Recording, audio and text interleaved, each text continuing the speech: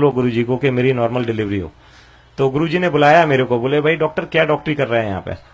तो मैं कहा नहीं गुरुजी, तो मेरी वाइफ स्वीटी को बुलाया गुरुजी ने, बोला भाई नहीं तेरी तो नॉर्मल डिलीवरी नहीं होगी, तेरा सिजेरियन होगा, क्योंकि तुम डॉक्टर्स दूसरों का पेट काटते हो और उनसे पैसे कमाते हो, तो तुम खुद भी तो फील करो कि क्या होता है ये सब।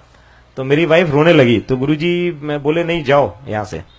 तो जैसे ही थोड़ी दूर गई फिर गुरुजी ने वापस बुलाया, तो गुरुजी ने बोला कि आपके मेल मुंडा होगा और नॉर्मल डिलीवरी होगी।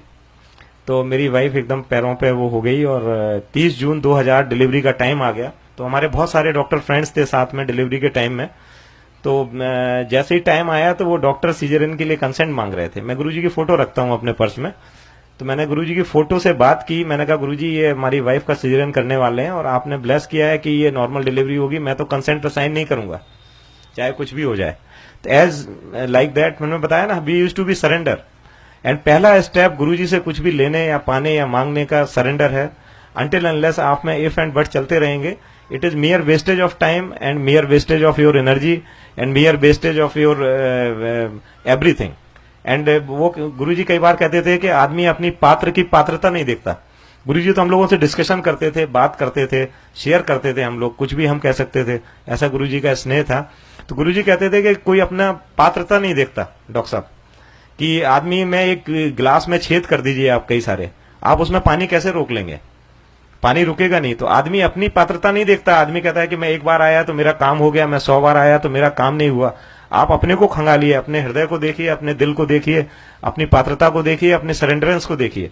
विश्वास मानिए ये केवल एक जगह मैंने अपने वर्ल्ड में देखी है।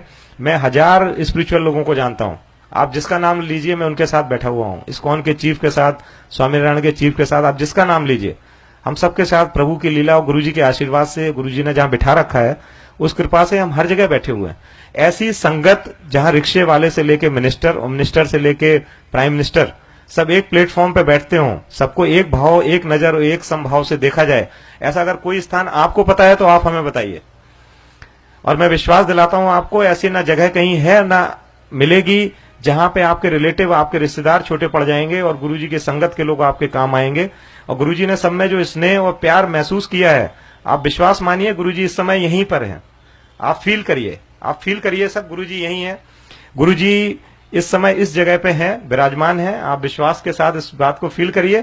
गुरुजी जरूरी नहीं किसी से बात करते हो, गुरुजी जरूरी नहीं किसी से कोई बात नहीं हो पाए। ऐसे ऐसे एग्जाम्पल हैं जो बैठ के चले जाते थे चुपचाप आश्रम में और उनके काम हुए हैं। फिर गुरुजी उनसे कहते थे यार मिठाई तो खिलवा दो भाई, तेरा ये काम हो गया अंकल, तूने बताया नहीं। सोचिए आप, तो ऐसे ऐसे लोग हैं, मिरेकल हैं कि गुरुजी ने उनको बताया। उसके बाद जो है हमारी वाइफ का ये प्रेगनेंसी हो गई, कंप्लीट हो गई और वो नॉर्मल डिलीवरी हो गई। उसके बाद गुरुजी ने मेरे से मुश्किल से 3 महीने बाद बोला कि डॉक्टर साहब मुंडे ले लो एक और। मैं कहा गुरुजी अभी तो हम दोनों वर्किंग हैं, ये तो बड़ी समस्या की विषय है। गुरुजी बोले भाई अगर अभी नहीं लिए तुमने तो फिर तुम्हें 2 लेने पड़ेंगे, तेरे को 2 मुंडे लेने पड़ेंगे। तो मैं कहा गुरुजी हमसे मजाक करते थे कई बार, तो हमें लगा ऐसे ही मजाक में कह रहे हैं गुरुजी, बट वो 8 साल वाइफ प्रैक्टिस में थी, मैं वीआईपी ड्यूटी में था, तो ऐसे ही निकल गया। एंड बिलीव मी 2007 को प्रेगनेंसी हुई, 26 अगस्त 2007 को बच्चे ट्विंस पैदा हुए और ट्विंस बच्चे पैदा हुए और 7 मंथ्स में हुए। मिरेकल है गुरुजी का, विश्वास मानिए। हमारी मेडिकल साइंस फेल है और गंगाराम में एडमिट कराए, 7 महीने में बच्चे हुए। विश्वास मानिए एक दिन भी आईसीयू नहीं गए। And the children are here, I have brought them together. You see the children, they are so sharp, intelligent and ये कोई शक्ति नहीं है। एक दिन गुरुजी बोले भाई तुम डॉक्टर हो, मेरा अल्ट्रासाउंड कराओ आज। तो मैं जैन गाड़ी थी मेरे पास, तो बोले भाई जैन लगाओ डॉक्टर तुम गाड़ी। तो मैं एकदम परेशान सा हो गया। मैंने कहा यार गुरुजी मेरी गाड़ी में कहां बैठेंगे, मैं चित विचित सा हो गया थोड़ा। थोड़ी देर में गुरुजी पैदल आए। तो गुरुजी कभी भी, आप लोग को शायद पता नहीं हुई, मैंने आंखों से देखा है, गुरुजी कभी भी घूमते थे तो उनके पैरों पे धूल नहीं लगती थी, मिट्टी नहीं लगती थी। ये बिल्कुल मैंने अपनी आंखों से देखा हुआ है। हम लोगों ने मजाक में अपने एक्सपेरिमेंट किए हुए हैं गुरुजी के साथ। गुरुजी के जूते उतार के अपनी शर्ट पर रगड़ दिया देखने के लिए। सोचिए आप, गुरुजी ने इतना ज्यादा, गुरुजी को कुछ नहीं, एक शुद्ध आत्मा चाहिए थी। गुरुजी को कोई पैसे वाला नहीं रिझा पाया, कोई कुछ नहीं रिझा पाया। तो गुरुजी का मैं अल्ट्रासाउंड कराने चल दिया। मेरे मन में विचार आया कि आज तो अपने गुरुजी बड़ी परीक्षा ले रहे हैं, लेकिन पता नहीं, गुरुजी की बातें हम लोग सरेंडर से करते थे। मैं पहुंच गया आर्मी हॉस्पिटल, आरआर हॉस्पिटल। मेरे को लगा ये सरकारी आदमी या प्राइवेट तो बदमाश होते हैं, ये कुछ गड़बड़ कर देंगे, तो आर्मी वालों के पास चलते हैं। तो वहां हमारे लिंक में लोग थे, तो हम पहुंच गए। एक और अंकल थे आर्मी के, तो गुरुजी उनसे बोले भाई तुम बात करो जल्दी से, मेरे पेट में दर्द है, अल्ट्रासाउंड करो जब तक मैं डॉक्टर साहब के साथ टहल रहा हूं। तो गुरुजी बड़ी फास्ट फास्ट चल रहे थे उस पूरे लॉन में, हाफ पैंट में शॉर्ट में। तो जैसे ही वो डॉक्टर आया तो उसने बोला भाई पेशेंट कौन है। तो मैंने जैसे ही लिटाया तो जैसे डॉक्टर्स की फीलिंग होती है ना, बोले इसकी शर्ट हटाओ। मैं कहा मेरे गुरुजी हैं, थोड़ा आराम से बात कर लीजिए आप। तो जैसे ही गुरुजी ने शर्ट उठाने के लिए उसने बोला, गुरुजी ने बोला कि कुंडी लगाओ डॉक्टर साहब। तो जिस रूम में हम लोग थे उसमें कुंडी लगा दी मैंने। और जैसे ही गुरुजी ने, सुनने वाली बात है, जैसे ही गुरुजी ने शर्ट हटाई वो पूरा रूम फ्रेग्रेंस में आ गया। और गुरुजी उठे और गुरुजी ने बोला कि भाई तू मेरा क्या अल्ट्रासाउंड करेगा, मैं तेरा स्कैन करने आया हूं आज। तू तो अभी वाइफ से लड़ाई करके आ रहा है, तेरे 2 बच्चे हैं वो तेरी सुनते नहीं है। वो रोने लगा। तो गुरुजी बोले भाई दरवाजा खोलो। तो वो बोला कि नहीं गुरुजी दरवाजा बंद कर लीजिए, अभी हमारे सब ब्रिगेडियर सुन रहे हैं। तो गुरुजी बोले कि मैं तुम्हें ब्लेस करने आया हूं, तुम इतने भाव प्रिय हो कि हमें यहाँ आना पड़ा और डॉक्टर साहब को माध्यम बनाना पड़ा। गुरुजी बोले कि भाई चलते हैं वहां पे, क्या नाम है, संगत में आना तुम। तो गुरुजी बोले भाई डॉक्टर साहब ब्लड शुगर और करा दो, कभी कभी चक्कर आ जाता है। मैं कहा गुरुजी चलते हैं, अब नहीं कराते हैं। तो वो उसको ब्लड शुगर वाले को बुलाया जी। तो उसने ब्लड शुगर लिया तो वो आया 28। मैं था, दूसरे डॉक्टर थे और वो, तो वो बेचारा लैब टेक्नीशियन को लगा कि ब्लड कहीं मिक्स हो गया।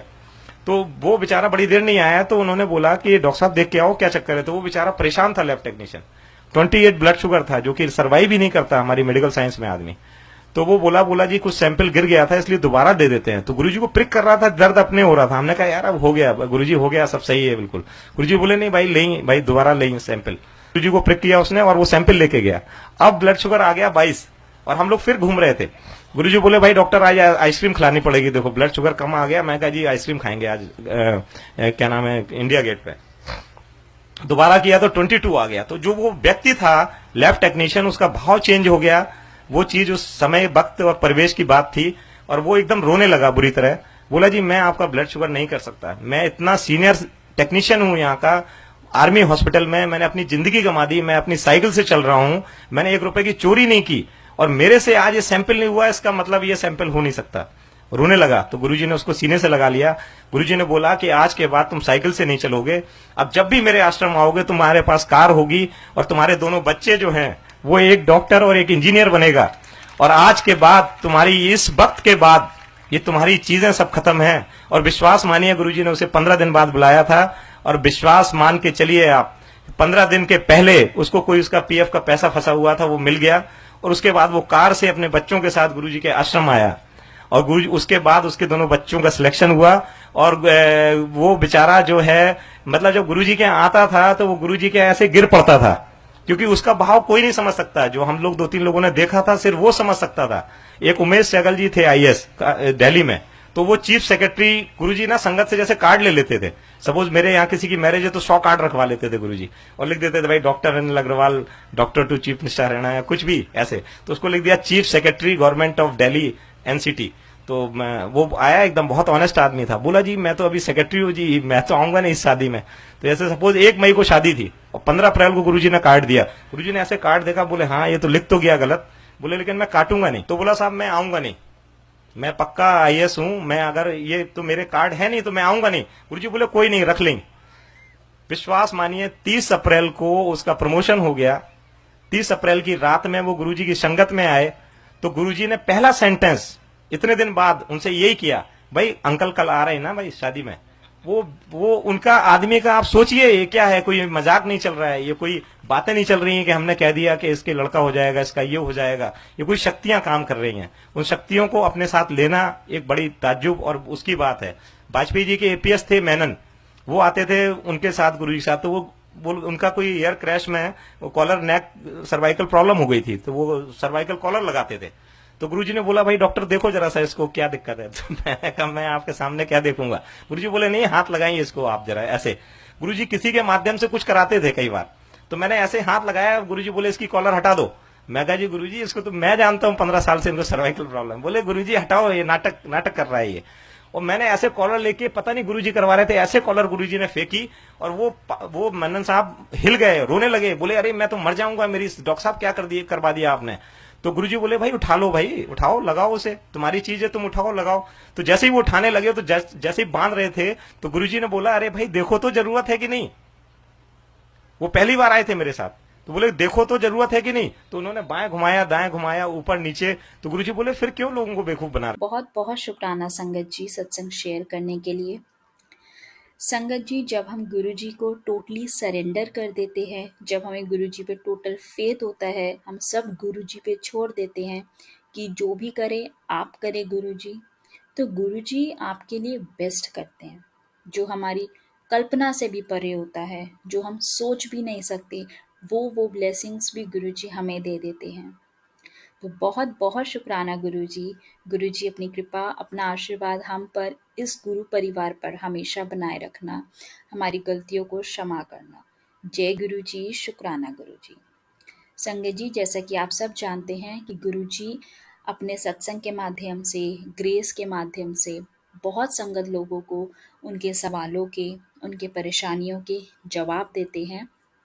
तो प्लीज़ आप सत्संग को सुनने के बाद इसको शेयर या फॉरवर्ड ज़रूर किया कीजिए। आपके इस छोटी सी सेवा से, इस छोटे से सहयोग से ना जाने कब और किसका कल्याण हो जाए। जय गुरु जी, शुक्राना गुरु जी। जय गुरु जी संगत जी, ब्लेसिंग्स ऑलवेज गुरु जी पेज पे आपका स्वागत है। फेसबुक और यूट्यूब चैनल के माध्यम से हम गुरु जी के सत्संग साझा करते हैं। गुरु जी की ब्लेसिंग्स लेने के लिए कृपया सत्संग को बीच में ना छोड़ें और हमारे चैनल को सब्सक्राइब करें, जिससे आपको लेटेस्ट सत्संग की नोटिफिकेशन समय समय पर मिलती रहे। जैसे कि गुरु जी ने कहा था, सत्संग सुनने वाले और सुनाने वाले दोनों का कल्याण होता है, इसलिए सत्संग पूरा सुने और अंत में कमेंट्स में जय गुरु जी जरूर लिखें। अगर आप भी अपना सत्संग संगत के साथ साझा करना चाहते हैं तो आप हमें भेज सकते हैं। डिटेल्स डिस्क्रिप्शन में मेंशन है, यूट्यूब लिंक भी दिया गया है। प्लीज सब्सक्राइब करें और इस सेवा में सहयोग करें। जय गुरु जी, शुक्राना गुरु जी।